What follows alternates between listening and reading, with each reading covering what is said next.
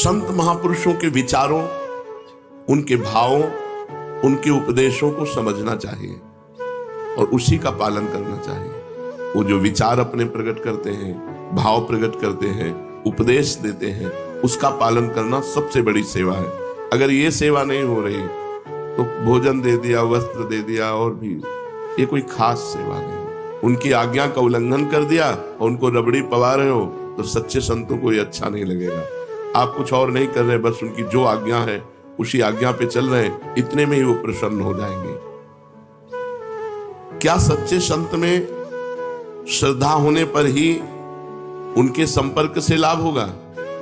पहली बात तो सच्चे संत का मिलना बड़ा दुर्लभ है।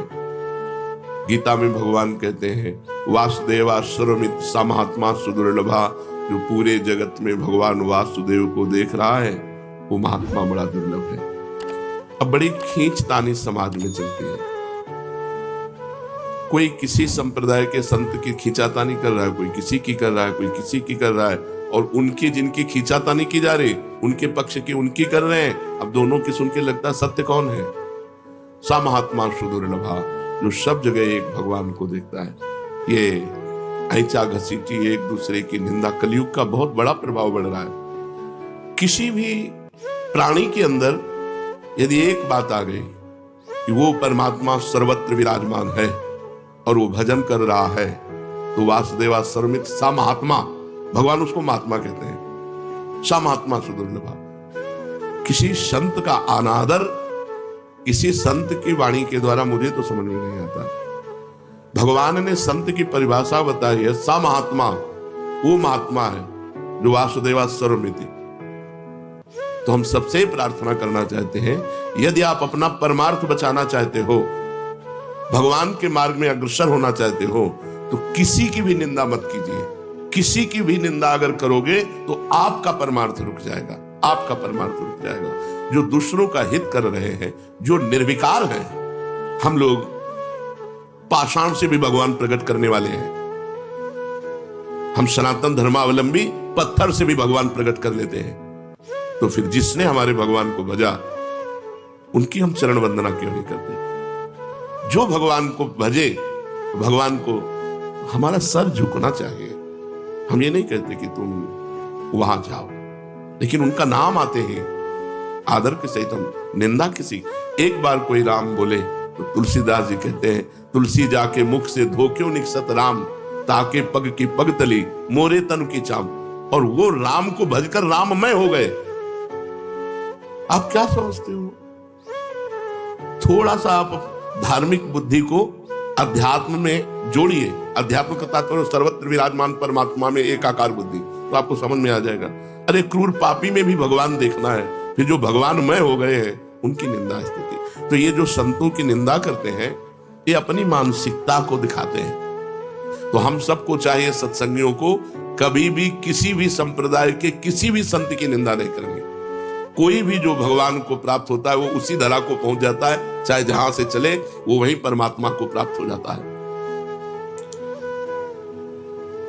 जो सच्चे संत हैं, तो तुम्हारी श्रद्धा हो या ना हो, उनका प्रभाव बदल देगा। अगर कहीं श्रद्धा कर लो तो बहुत जल्दी काम बन जाएगा।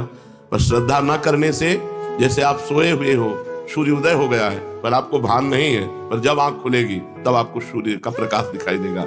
ऐसे सच्चा संत मिल गया है पर आपका परिवर्तन नहीं होगा। परिवर्तन तब होगा जब श्रद्धा की आंख खुलेगी, तब आपको प्रकाश दिखाई देगा। अगर हम श्रद्धा पूर्वक किसी संत का सेवन करें तो बहुत जल्दी परिवर्तन हो जाएगा, और अगर अश्रद्धा से भी सेवन करें तो श्रद्धा आ जाएगी, धीरे धीरे श्रद्धा आ जाएगी।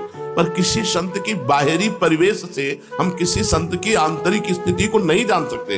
बाहरी परिवेश उनका संसारिक हो सकता है, लेकिन अंतर में उनकी बहुत ऊंची स्थिति हो सकती है। अंतर की स्थिति को कोई अंतर वाला ही जान सकता है। संतों को एकांत में रहकर मौन साधना करना ठीक है या लोक कल्याण के कार्य करना ठीक है?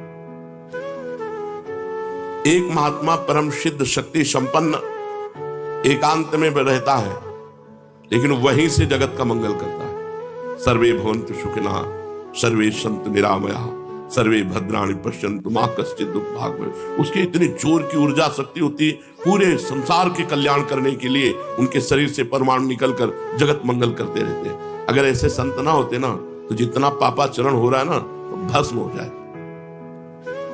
ऐसी ऐसी मिसाइलें बनी है कि प्रांत का प्रांत आग लग जाए, नष्ट हो जाए। 25-100 किलोमीटर दूर तक मार करने वाली, अब जरा सा बुद्धि खराब हो जाए तो प्रांत का प्रांत नष्ट हो जाए। और होंगे, अभी भजन हो रहा है, अभी भगवत शांति का प्रचार प्रकाश संतों से हो रहा है। कुछ प्रचार कर रहे हैं, कुछ प्रकाश कर रहे हैं। एकांत में जो बैठकर तो उनका प्रकाश होता है, उनके परमाणु जाते हैं और हर जीव के पापों का नाश करते हैं। एक है कि जो एकांत में बैठ करके खूब भजन करते हुए शक्ति संपन्न होकर जगत का मंगल करते हैं, वह एक है जो भजन करते हुए दूसरों को उपदेश देते हुए दूसरों का मंगल कल्याण करते हैं। अगर दोनों को तौला जाए तो पहले वाला श्रेष्ठ निकलेगा। अगर दोनों का तौला जाए कि कल्याण दोनों में से किसके ज्यादा होंगे, तो उसके ज्यादा होंगे जो एकांत में बैठकर भजन कर रहा, मौन, कभी बोला नहीं, पर उसमें जो भजन के परमाणु है वो जीवों का परम मंगल करने में। जीवन मुक्त पुरुष महापुरुषों के द्वारा जो कर्म होते हैं, क्या वो पाप पुण्य जैसे होते हैं? जैसे एक संसारी आदमी काम करता है, अच्छा तो पुण्य हो गया, बुरा तो पाप हो गया। तो जीवन मुक्त पुरुषों के द्वारा जो कार्य संपादन होता है, तो क्या वो शुभ अशुभ की तरह होता है, पाप पुण्य की तरह होता है? तो कह रहे महापुरुषों के द्वारा जो क्रिया होती है उसे कर्म संज्ञा दी ही नहीं जाती, उसे लीला कही जाती है। लीला है, वो गंगा स्नान कर रहे हैं तो उनकी लीला है, और नाली में स्नान कर रहे हैं तो उनकी लीला है। उसको कर्म संज्ञा नहीं दी जाती। जहां कर्ता ही नहीं बचा, अहंकार ही नष्ट हो गया, तो अब वो पूरे विश्व को भंडारा करा रहे तो कोई पुण्य नहीं, और उसके द्वारा कुछ लीलाएं हो रही तो कोई पाप नहीं। वो पाप और पुण्य दोनों से बड़े। अब अच्छा हो रहा है तो उसकी प्रशंसा करेंगे संसारिक, और अगर उनकी बुद्धि के खिलाफ हो रहा है तो उनकी अवहेलना करेंगे।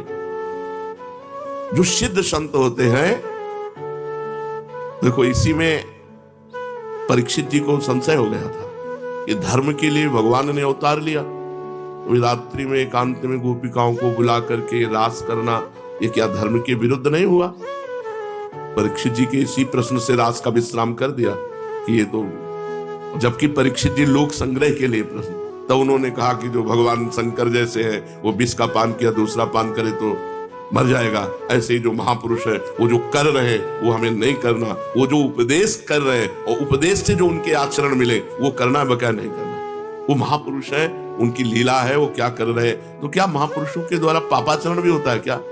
ये तो साधनावस्था में ही छूट गया था, तो सिद्धावस्था में कैसे हो सकता है? तुम्हारी मति गति के परे की लीला हो सकती है। जैसे ब्रज के भक्तों में पढ़ना, ग्वारिया बाबा, तो एक बंगाल से परिवार आया था और उनके साथ 18-20 वर्ष की लड़की थी, तो 70 वर्ष के बाबा होंगे, साफा बांधे रहते तो राजा महाराजा की तरह। देखा, बोले यार की मर्जी हो गई, अब इससे ब्याह करेंगे। उनके पिता ने कहा कैसी बात करते हो? उनका ना अब तो ब्याह करेंगे। अब वो इतनी जोर से आवाजें होने लगी कि भीड़ लग गई। क्या हुआ क्या हुआ? बाबा ने कहा इस लड़की से ब्याह करेंगे। उनका हम ऐसे कैसे कर देंगे इनके साथ? बोले नहीं ब्याह करेंगे। झगड़ा शुरू हो गया। पिता ने कहा वो पिंड बचाना मुश्किल हो गया। बाबा ने कहा अगर ब्याह नहीं करोगे तो चिता लगाकर भस्म हो जाऊंगा। उसने कहा तुम मर भले जाओ, हमारा क्या बिगड़ रहा है, हम ब्याह नहीं करेंगे। तो ऐसा थोड़ी अपनी बेटी का ब्याह कर देंगे। बाबा ने चिता लगा ली।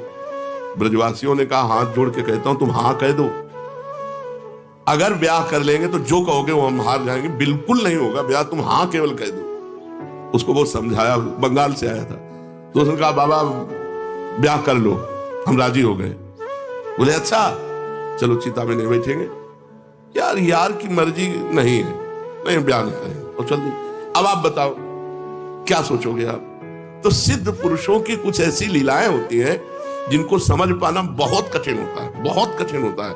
हम तो बस उनके चरणों में नमस्कार करें कि उनके प्रति कहीं अपराध न बन जाए। तो संतों की कुछ ऐसी क्रियाएं होती हैं जो हमारी मानवीय धरा से ऊपर होती है, वो बालवत होती है, बिल्कुल निष्पाप होती है, निष्कलंक होती है। ऐसा नहीं है कि कहीं पाप कर्म बन जाए, पर उनकी क्रियाएं ऐसी होती है जो करता नहीं है, वो भगवान की एक वृत्ति जैसी उदय होती है। वो हमने देखा है। ऐसे सिद्ध महापुरुषों के दर्शन में गंगा किनारे एक से एक उनको मस्त राम कहते हैं। कोई उनसे चारा कटवा रहा है, कोई उनसे पिसना पिसवा रहा है, कोई मसाला पिसवा रहा है। एक बहुत पढ़ी लिखी प्रवीण थी, उसने देखा कि ब्रह्मबोध संपन्न महापुरुष है, वो मतलब कपड़ा लत्ता भी धो देते थे। बाबा मस्तराम कपड़ा, बच्चों जैसा उनका स्वभाव। वो मिले तो आप ऐसा लगेगा कि हजारों बार मिल चुके हैं। इतने परमाणु प्रेम के, इतने गले लग गया। और गुरु भाई आप कैसे, ऐसे तो लगता है हम जानते हैं क्या। और उनका व्यवहार ही ऐसा था, वो भगवत स्वरूप। तो उसने फिर उनके सामने कार्य रखा कि ऐसे संत से यदि संतान उत्पन्न हो तो जगत पूज्य। तो उन्होंने कहा कि देवी मस्तराम की मस्ती एक सीमा तक रहती है, चल रही। वो समझ रहे थे कि बावरे हैं, तो उनका देवी मस्तराम की मस्ती एक सीमा तक रहती है, और घर के बाहर निकल गए। उन्होंने खुद संतों से अपनी बात बताई। तो कुछ संत ऐसे होते हैं जो सीमा से ऊपर होते हैं, हमारी बौद्धिक धरा से। हमें किसी की निंदा नहीं करनी।